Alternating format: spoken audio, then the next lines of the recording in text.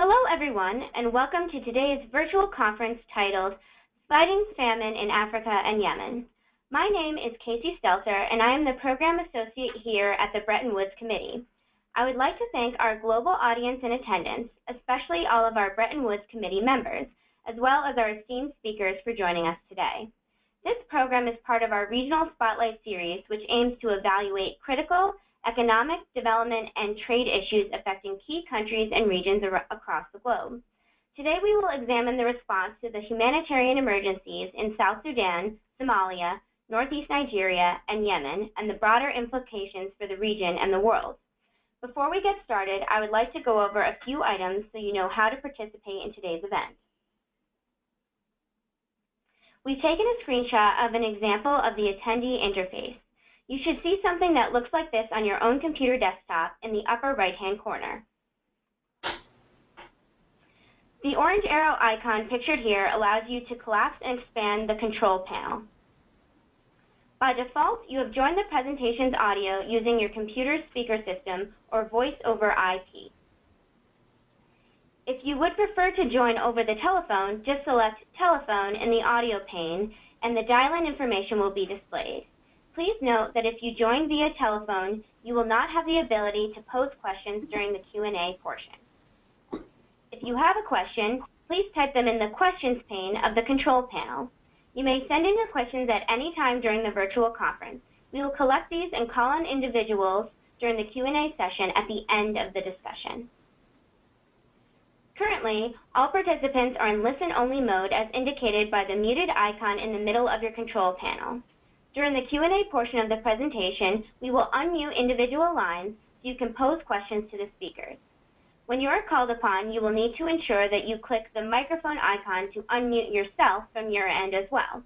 The microphone icon on your control panel will turn green when your microphone is enabled. Finally, you may view today's virtual conference in full screen mode by clicking the blue square on the control panel. I would now like to briefly introduce our speakers. We have with us Ms. Valerie Guarnieri, who is the Regional Director of East and Central Africa for the UN World Food Program. Valerie joined the World Food Program in August 2000. She has worked as Country Director in the Philippines, Deputy Country Director in Zimbabwe, and Senior Policy Advisor at the headquarters in Rome. We also have with us Ms. Mamta Murthi, Director of Operations and Strategy of the Africa region at the World Bank. Previously, she served as the Country Director for Central Europe and the Baltic countries, and Managing Director and Sector Manager for Education in Europe and Central Asia region. You may not have seen her on our invitation, but we are very pleased to have with us today Ms. Poonam Gupta, who has been the Country Program Coordinator for Egypt, Yemen, and Djibouti at the World Bank since October 2011. She has held a variety of positions at the World Bank, including the Country Program Coordinator in the Africa Country Director Group. Finally, we have Ms. Gayle Lemmon, who will be moderating our conversation today. Gayle is a Senior Fellow at the Council on Foreign Relations and a contributor at CNN. Most recently, she is the author of the New York Times bestseller, Ashley's War, the untold story of a team of women soldiers on the Special Ops battlefield. Thank you very much to our speakers and moderator for joining us today. I will now turn it over to you, Gayle, to tell our audience a little more about today's discussion. Well, first of all, welcome to everybody, and thank you to our speakers and to the team at Bretton Woods for hosting. You know, I think it could not be more timely right now to have this conversation. You know, as we speak, you know, upwards of 20 million people are facing the threat of famine in South Sudan, Somalia, Northeast Nigeria, and Yemen. And honestly, it is almost as if you took a group of global hotspots and clustered them together to have our conversation today.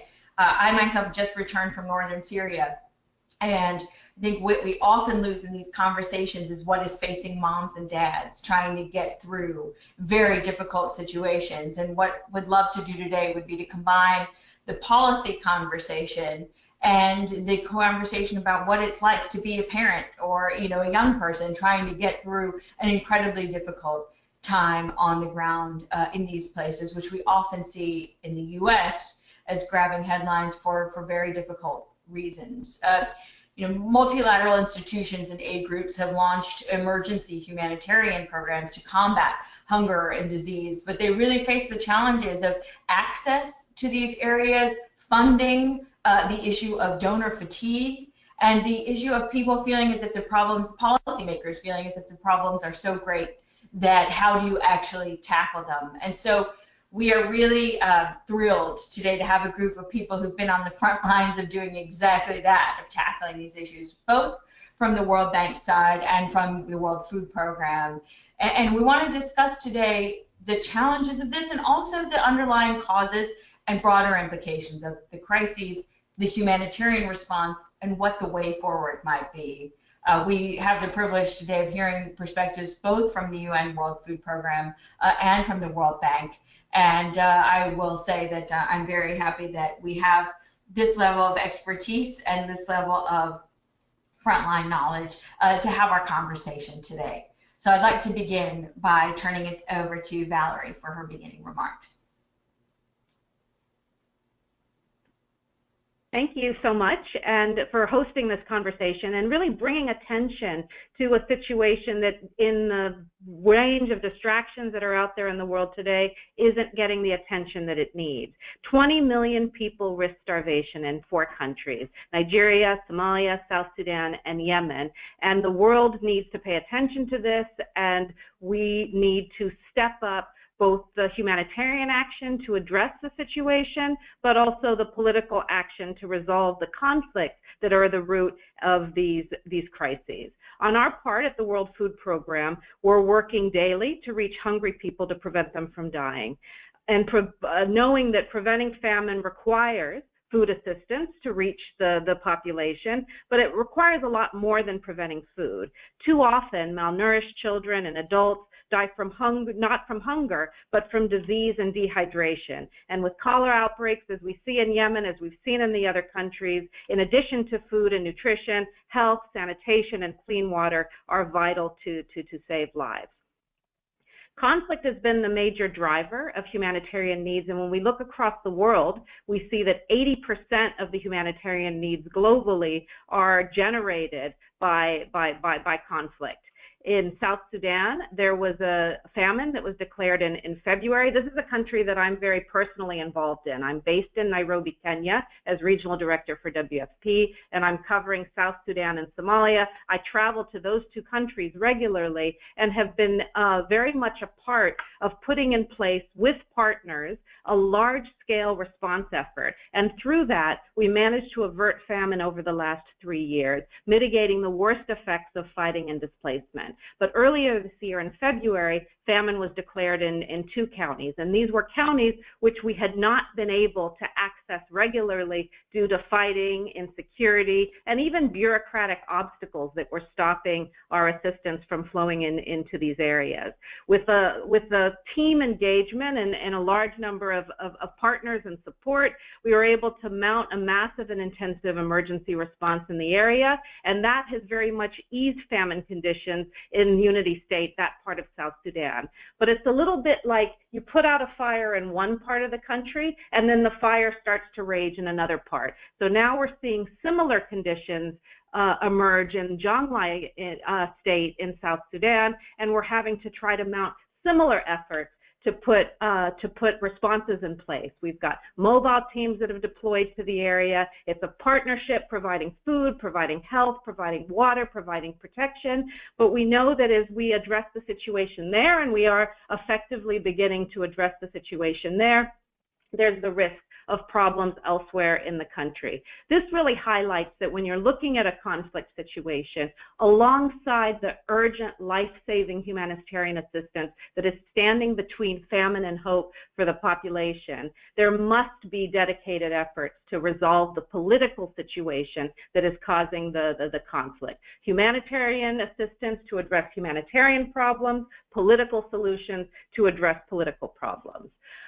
Just taking a little bit of time to talk about the situation in Somalia. Here we have some elements of conflict, but we have a drought that is affecting that country, but also affecting some Kenya and parts of Ethiopia as well. And drought as well is a driver of massive food insecurity and malnutrition, particularly for populations who are dependent on the land, either for their agricultural production or for their animal herds and their livestock.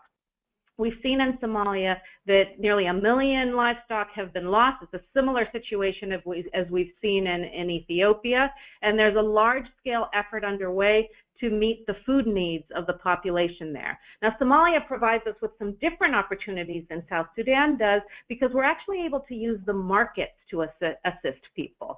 So what the World Food Program is doing is that we provide people with a digital identification through which they're able to shop at 800 shops across the country that we've contracted. And the women, the men that are benefiting from this program are able to access a range of food commodities, the foods that they prefer from these shops, while also then supporting the markets in those areas. Using this system, and it's a scope system that we put in place, we've been able to ramp up support fivefold in Somalia and are now reaching more than 2.2 million people each month with food assistance, primarily through this market support. This has really provided a very quick and easy way to scale up assistance in the country, but it also gives us an ability to track where people are moving, where they're shopping, what they're buying, so that we can make sure that we can assist them more effectively. So a very innovative and exciting way to support the needs of the population there.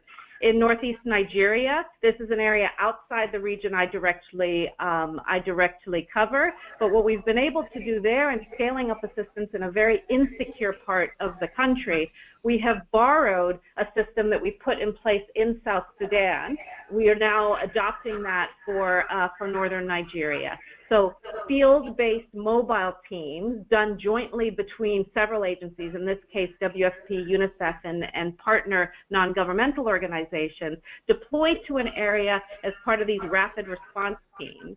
They register the population for assistance, they receive the assistance, they distribute and monitor, and then they pull out and they move to another part of the country in order to provide assistance. So really a good sense of seeing how you can learn from doing things in one part of the continent or the world, and you can adapt that to the needs in another part of the world. And then Yemen is a situation that we're all very, very concerned about. The WFP has been feeding 6 million people in Yemen, but really needs to be reaching much more than that. There are huge constraints bringing food into Yemen. Yemen is a country that even in a normal year imports 90% of the food that the population consumes, and the problems that have been blocking the main port in Yemen, Hodeidah, from operating have been hindering not just humanitarian assistance, but market support and food for trade coming into the country as well. So very much highlighting that importance of marrying efforts to ensure that humanitarian access and humanitarian assistance can be provided in a free and continuous way, with ensuring that conditions are in place for market systems to also operate normally, recognizing that it's the market that is where the majority of the population is going to be getting their support. So situations like this highlight the importance of raising attention to these crises around the world. An organization like the World Food Program is part of the system that's in place to respond to these crises around the world. We need, as an organization, nearly $1 billion over the next 6 months in order to ensure that we're able to continue to provide the vital assistance that we're already providing, and we need to ensure that alongside vital food and nutrition assistance, that efforts are well underway to ensure that water, sanitation, and health systems in the country are also functioning properly. Thank you so much. Thank you very much. And with that, it gave us a lot of thought for our discussion that will follow. And I'd love to now turn it over to Mamta, please. Thank you very much, Gayle, and thanks for inviting us to this discussion. I'll speak about Northeast Nigeria, Somalia, and South Sudan, and my colleague Poonam will say a few words about Yemen. I want to underline and echo the points made by Valerie, that the extreme food security and famine that is still affecting all these countries is only partly due to the severe drought that has hit the continent and has lingered for several months, in fact, for nearly a year. In fact, the famine is related to a confluence of factors, including instability and conflict, which one really must highlight, particularly in the case of Yemen and South Sudan. And it's these very it's these conflict situations that make response more difficult and make the prevention of future crises much harder. Now, the international community has got together. There was the International Humanitarian Summit in Istanbul in 2016, and there was an agreement that various agencies need to work together. And indeed, I think the agencies have delivered on that. I think the UN agencies are working a lot closer together. The development institutions are working more closely with the humanitarian agencies.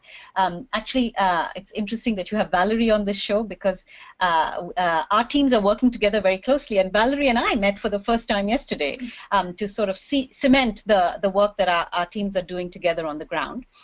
Obviously, much more can be done, and I think this is one of the things that you're likely to touch upon later in the show. I would like to underline that all agencies work in a political context, and there really needs to be a lasting political solution, particularly in the countries which are still under conflict, if we are to prevent, if we are to avert an even greater crisis in future.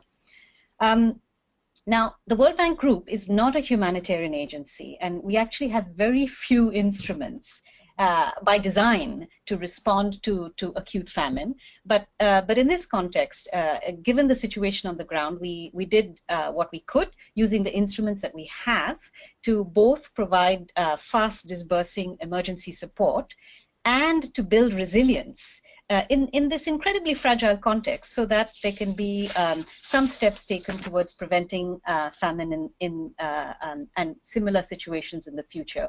The soft lending arm of the World Bank Group, which is called IDA, it actually has a crisis response window, which is intended for humanitarian disasters, natural disasters, and so forth. And we drew upon that in order to provide resources, particularly in South Sudan and in Somalia, but also in Yemen.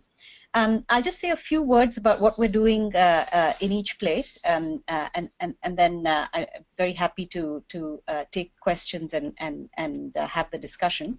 So in South Sudan, what we did is we provided $50 million to fund food transfers and help in the reduction of malnutrition, as well as build in some elements of resilience, so help with crop and livestock recovery. And these funds have been almost completely disbursed, and actually by the end of this month they will be fully disbursed. And although the drought has abated in South Sudan with the onset of the rains, the harvest is threatened. There is the fall army worm infestation. I don't know whether you've heard about that, but it's a terrible worm infestation. Moreover, the situation is simply too insecure for people to sow. And frankly, there is also the exodus of people into neighboring countries. And as a development institution, we're actually working with many of the neighboring countries to deal with the influx of refugees into the neighboring countries. In Somalia, there was large-scale international support, of which we were a small part. Over $900 million were put together by the international community, but this has helped avert large-scale famine. But that's not to say that there is no remaining need. There is significant need, and not only amongst people who are there, but also amongst IDPs and others who have also crossed the border. Our own contribution to this was $50 million.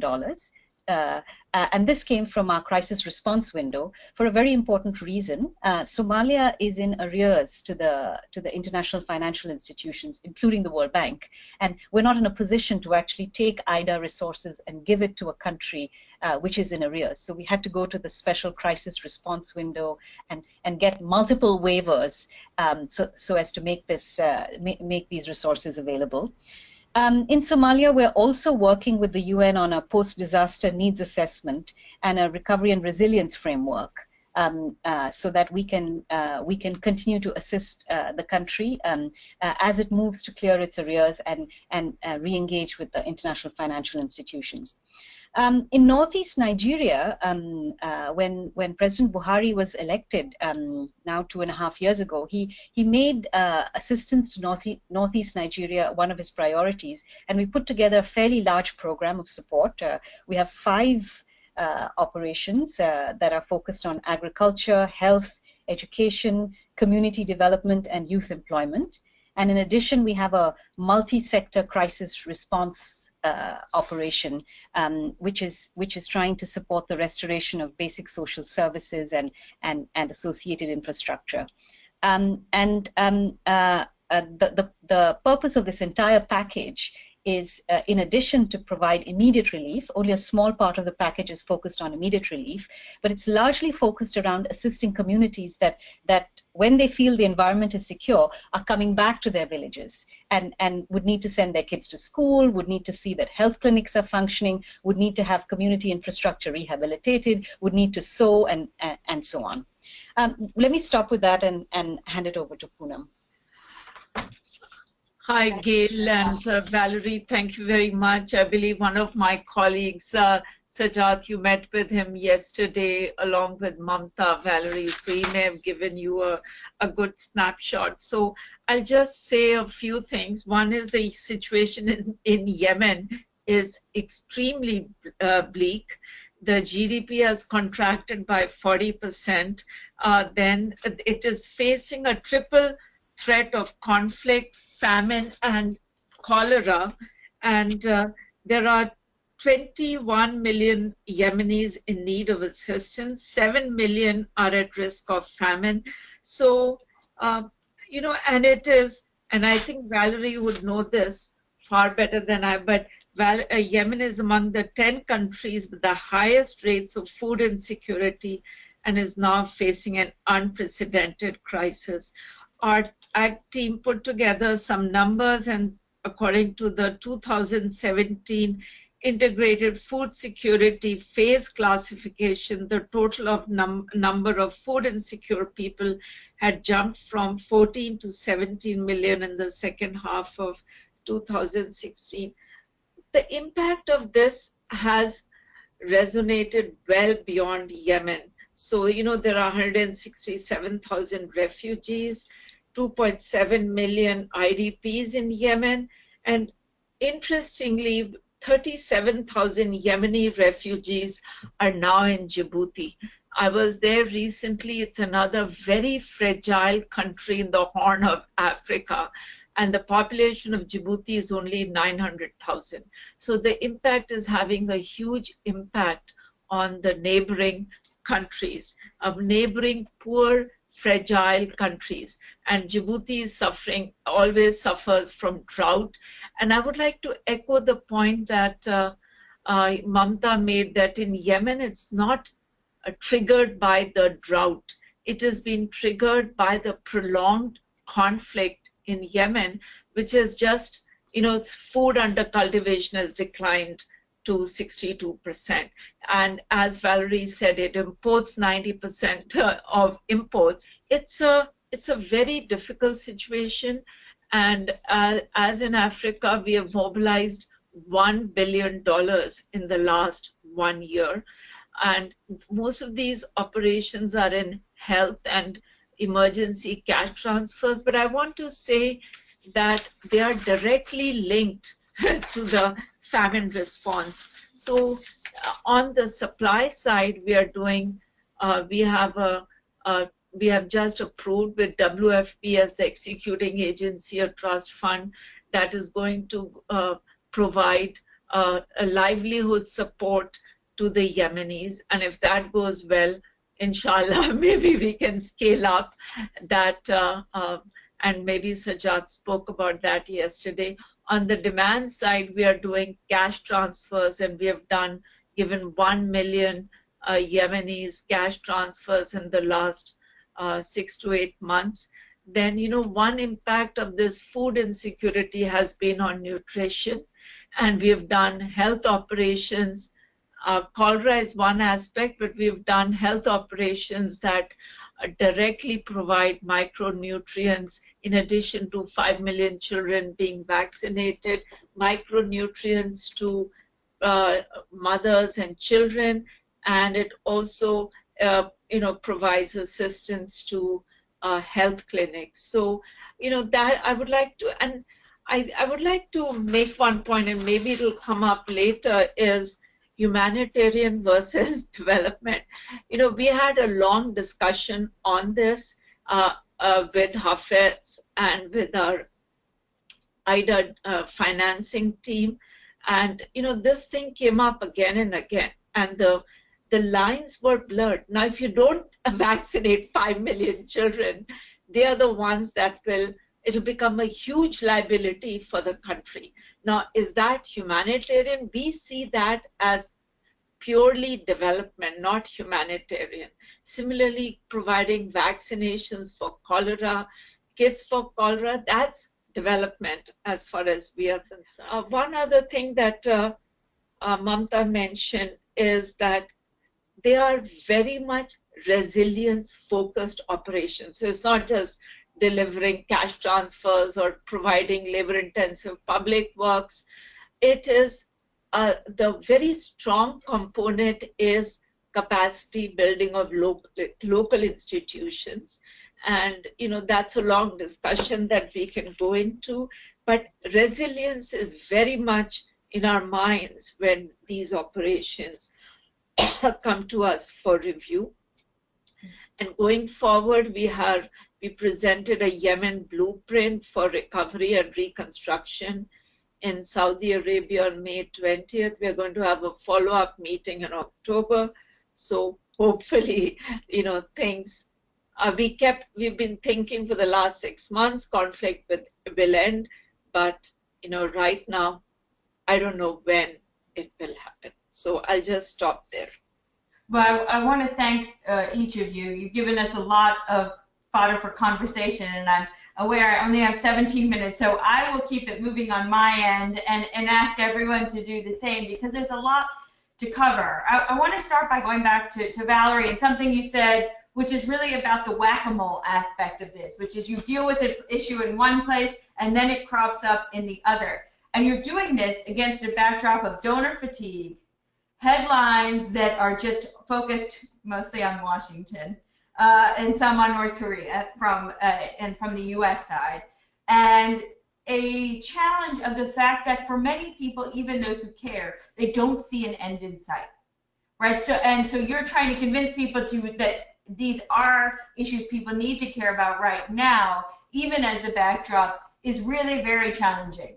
And so I wonder on the political side, because every one of you has talked about the need for political settlement, and yet that is in some ways the hardest thing to actually get to, in part because I know Valerie mentioned not just issues of access and security, but bureaucratic obstacles. And everybody has bosses, and everybody's bosses require certain things. So I wonder if you would see one tool, one piece of addressing the political will and how to get to political settlement in your region in terms of dealing with some of the underlying crises, Valerie. What is a mechanism that you feel is missing or could be enhanced to actually get to some of the political settlements that would help to remove the drivers of the underlying challenge?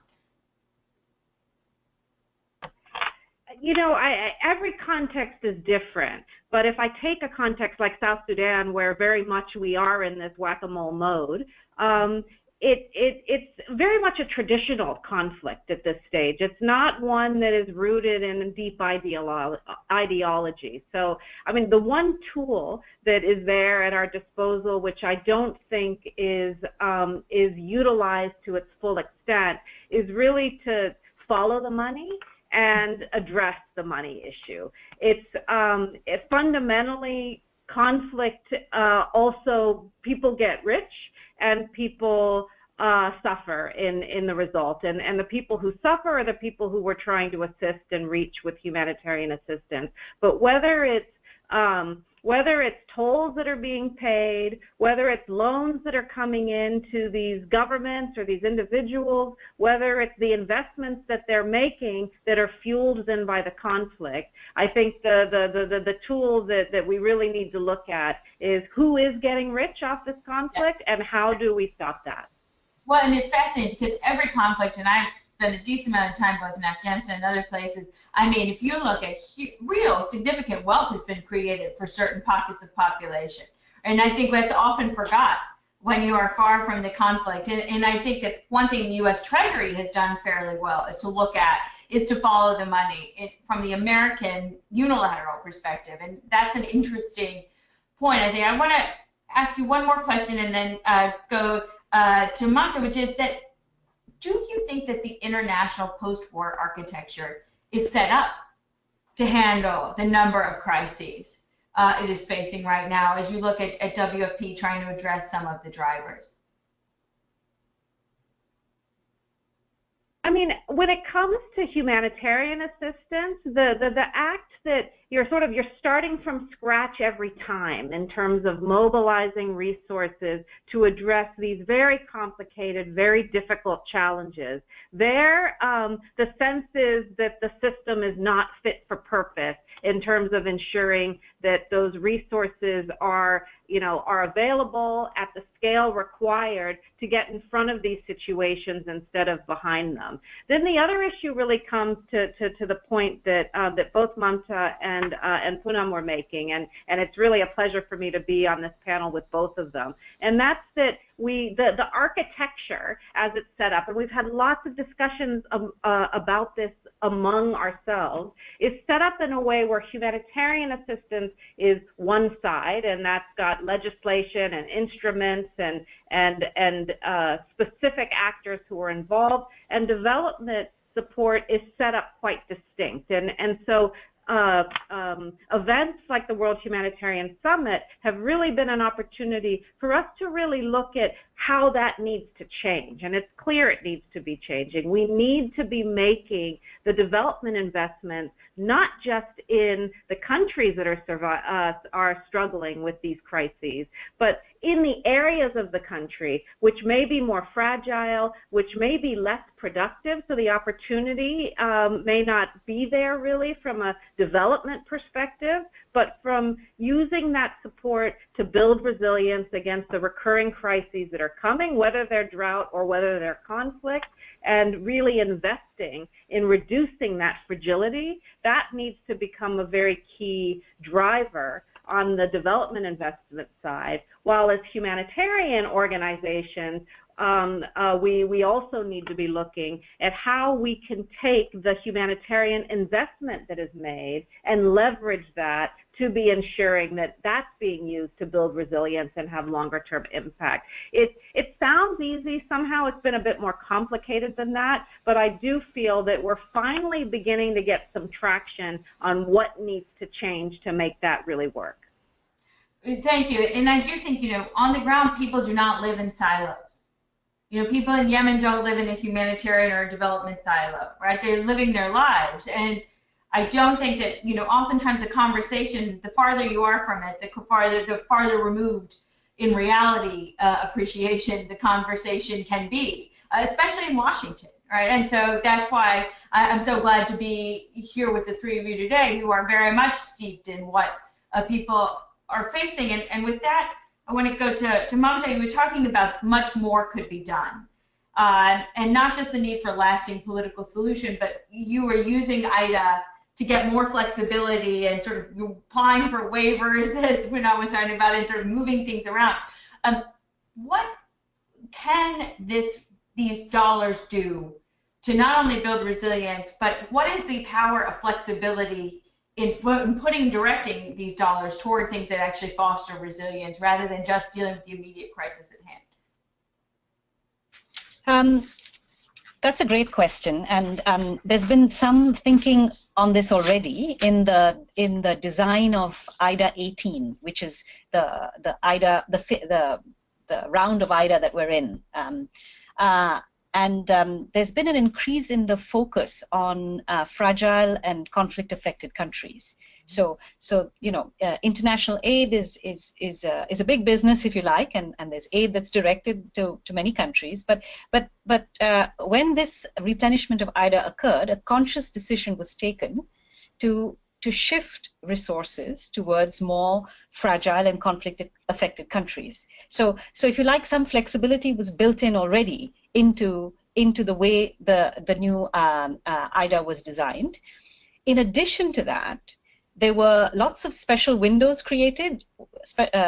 These windows bring complexity, but they also bring flexibility. Special windows were created, for example, to bring enhanced regional solutions. So let's take the case of Northeast Nigeria. It's not confined to Northeast Nigeria. There are spillover effects on all the neighboring countries, and in fact, this will allow to bring a focus on the Lake Chad area to a much greater extent, which is very well deserved. There's a new private sector window. And this is a very interesting thing that has been done for the first time. This is actually money that IDA is willing to lose, so that you can bring in the private sector, which might regard some countries as way too risky to do things in, and might need a little bit of an incentive. And you know, Valerie was talking about helping markets work. That's precisely what the private sector window is intended to do. And you know, if a private provider comes in and I don't know, is trying to put solar panels on clinics, in order to do that needs a little bit of an incentive. That's exactly what the private sector window is designed to do. There's also a refugee window. And this is because there's a very clear recognition that many of the people who are affected by conflict are actually being hosted by communities that are very poor themselves. And it's very hard for them to do. And you know, Valerie in yesterday's discussion gave us some amazing statistics about the proportion of the world's displaced population, which is actually being hosted in Africa. By communities that are themselves very poor, and the new IDA architecture is designed to help some of these communities deal with the influx of populations. It's also designed to deal with some of the environmental impacts of displacement. You know, Gayle, you've traveled to some of these places, and one of the first things that happens when you have an influx of people into an already poor community is that you see a degradation of the environment.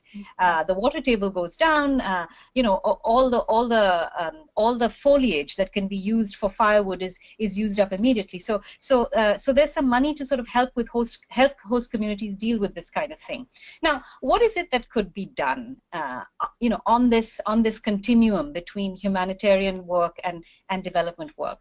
Well, you know, I think it's very important to do very careful risk assessments of, you know, what is driving conflict, and the World Bank is trying to do much more of this in collaboration with agencies who are more specialized than we are, and we're good at doing the economics, if I dare say, and there are others who are more specialized at understanding the sources of conflict, and we're trying to do much more of this, and then thinking about investments.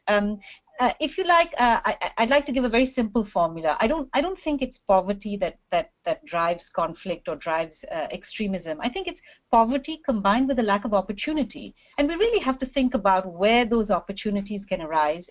And they might be very simple opportunities that provide livelihoods to people. You know, it could be opportunities in agriculture. And this would have the double benefit of not only producing food that people can consume, but also providing people an income that they can use to purchase all the other things that they want. It can provide, so there's agriculture, and then there's opportunities that education provides, and you know, even basic education provides more opportunity to people than people who have no education. And then there's financial inclusion that is an incredible source of opportunity for people. There's land titling. which is another area that could make a huge difference. So as an institution, we're trying to think much more about what are the things that we can do in fragile and conflict-affected countries and parts of countries which are fragile, so that we can not only sort of bring elements of development, but provide opportunities for people, because I think that would help reduce the scope for conflict. Well, and it's that holistic conversation that really only now I think people are actually having, because the truth is that there is a continuum along which people live their lives, and what we see is now often, we talked about the lines between humanitarian and development. We haven't even talked about the lines between the fragile state people and the people who are working on bricks, or I remember being in business school talking about fragile states, and they say, oh no, that's a Kennedy School issue, over there. And then you go to the Kennedy School and try to talk about private sector development, and they say, oh no, that's the business school over there that's going to talk to you about that. And to me, it's a question of having the right people in the room to think across the board about how people live their lives, what foments unrest, and what drives opportunity. And my last question for you, and then I'd like to go to Poonam on Yemen, is the private sector an option in a lot of these places, right? Because you go to some of these companies and say, oh no, we barely do emerging, we're not sure how we feel about fragile. But is that changing? That's a great question. I'd like to believe it's changing. And let me just tell you that under this private sector window, we have really been pushing IFC, which is the private sector arm of the World Bank, to be thinking about bringing the private sector into some of these fragile countries. And there are fragile countries and fragile countries. So we're getting some interest in fragile non-conflict. So we're getting some interest in the Madagascars of the world, the Comoroses of the world, right? Where we're not seeing active conflict, or the Gambias of the world, where we're seeing a bit of a turnaround, and there's a democratically elected regime which is trying to do the right thing. I think we're quite far from bringing the private sector to South Sudan or the Central African Republic, but we'll continue to try. Now, I want to stress that we're really thinking local private sector. We're not thinking, international private sector. So in Comoros, we're talking about bringing a company from Madagascar into Comoros to actually diversify telecoms and not have a telecom monopoly. And the whole idea of this is that everybody should be able to have connectivity, which is very important for small businesses, small enterprises, and so forth. In the Central African Republic, since I said that this is much harder, we're trying to bring in a private energy generator. It's a solar company that we're trying to bring in, and we hope that this will help turn on many more lights in Bangui than are currently turned on. So I think there's promise, shall I say. But it's obviously much easier where the institutions are weak, but the country is relatively stable and conflict-free. It's much harder where there is active conflict. Yeah. And on that note, Poonam, I think maybe the hardest is Yemen right now, or at least one of them, right? And one of the things, and I was just back from Syria, all these people wrote me on Twitter and said, why didn't you go to Yemen? People know that the Syrian conflict is happening, and it's occupied a lot of headlines, even if very little has been done to ease suffering. But Yemen is the greatest humanitarian challenge of the moment, was a lot of the mail I was getting. A two-part question for you. One is there anything that is working in Yemen in terms of getting needed assistance to a huge number of people in need? And the second thing is, short of stopping the conflict, what could be done to ease the suffering? And I know that's an interesting question to somebody at the World Bank, which usually wouldn't get that question. Okay, I think I would like to first start with the private sector question, then I'll come to the two that you raised. We are trying very hard through all operations now, trying to see what is the way for involving the private sector. Now, we just had a decision or a meeting on an urban service delivery project where we agreed that the UNOPS will contract with private agencies using performance management contracts for the delivery of services in Yemen, because the local private sector in Yemen is very vibrant. And similarly, for an agriculture operation that will be implemented by WFP, they are looking for opportunities to involve the local private seed growers to contract them to supply seeds to staple crops under the emergency support activities. Similarly, we are going to go ahead with an energy project where the privates will be working with the private sector to provide solar panels in Yemen. So we are looking for opportunities. Now, coming back to your other question, is there anything is working? I think, Gayle, a lot is working. We've been very successfully reached, as I said, 5 million children with vaccination, more than 1 million health clinics. We have reached, with the cash transfers. We are trying to address cholera through a joint operation between water and the cholera epidemic. So, yes, and all of them are working very well on the ground. They are dispersing. So, short of stopping the conflict, we can, and then we can add, as Mamta also mentioned, we can build on resilience. So a lot of the local institutions are being built or are being used for the delivery of those services. Answer your questions, or did I miss out something? No, I think that is it is, and I'm conscious of time. I want to get to questions, but from the audience. But I want to thank you all for a really wide-ranging discussion. And on the point of private sector in Yemen, I just read a piece, and I've done a lot of work in Afghanistan, Rwanda, and Bosnia about the role of women entrepreneurs post-conflict. And there was a really interesting piece recently about Yemeni women really stepping in and starting very small businesses into this economy. And that's a story that is often lost in the greater headlines. And so with that, I would love to turn this over to the Bretton Woods Committee team to take any questions that might be there in the audience. Thank you so much, Gayle. Just a reminder to our audience that if you have a question, please type them into the question box in your control panel. We actually do have a question from our Deputy Director, Emily Slater, who would like to pose a question to the speakers. Hi, ladies. I just first want to say thank you so much to have such wonderful women on this panel discussing such a timely topic. As we all know, Mother Nature has been unleashing her fury here in the U.S., and so we're happy to bring attention to this situation, this crisis in Africa and Yemen as well. And I'm really encouraged by the conversation in terms of the humanitarian development divide, and hope that we can continue to move that dialogue forward. I'm also encouraged by the conversation on market-based solutions and bringing in the private sector. And my question is for the World Bank, ladies. In addition to the IDA concessional funds, I know the World Bank issues various other types of bonds for specific purposes, such as green bonds and catastrophe bonds. And this is, somewhat of a market-based approach as well. So to what extent are these types of instruments being used, or could they be used to address this current famine crisis?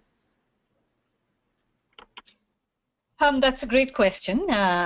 So we do issue catastrophe bonds. Actually, this is the other innovation of IDA 18. IDA countries did not have access to what is called the CAT DDO, the catastrophe bond, until July 1 this year. So now, in fact, countries do have access to this facility, and it's very handy because the moment a catastrophe is declared, provided the country has sort of subscribed to the facility, resources can be released immediately.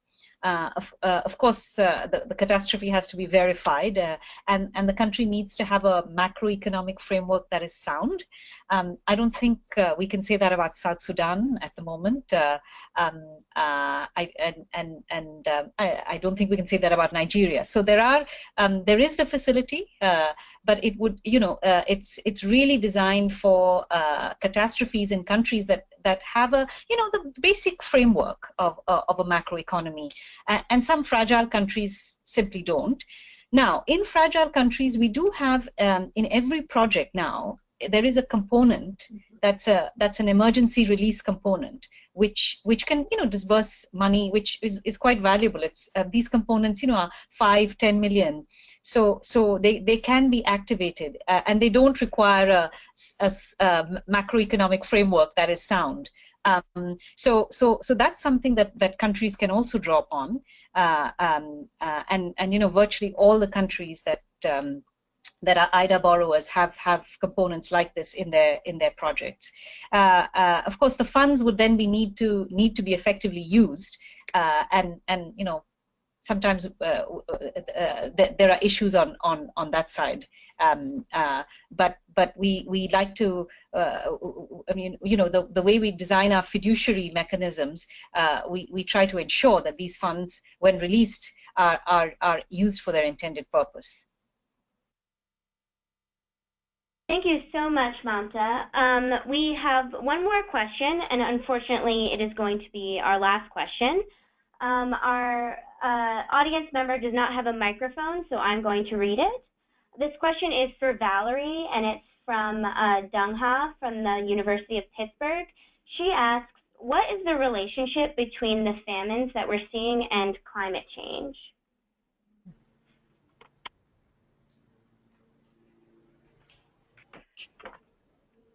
When we're looking at these 4 countries that are fighting famine, it's only in South Sudan earlier in the year where a famine was declared, but continuing in South Sudan and the other 3 countries, famine remains a very clear and present danger.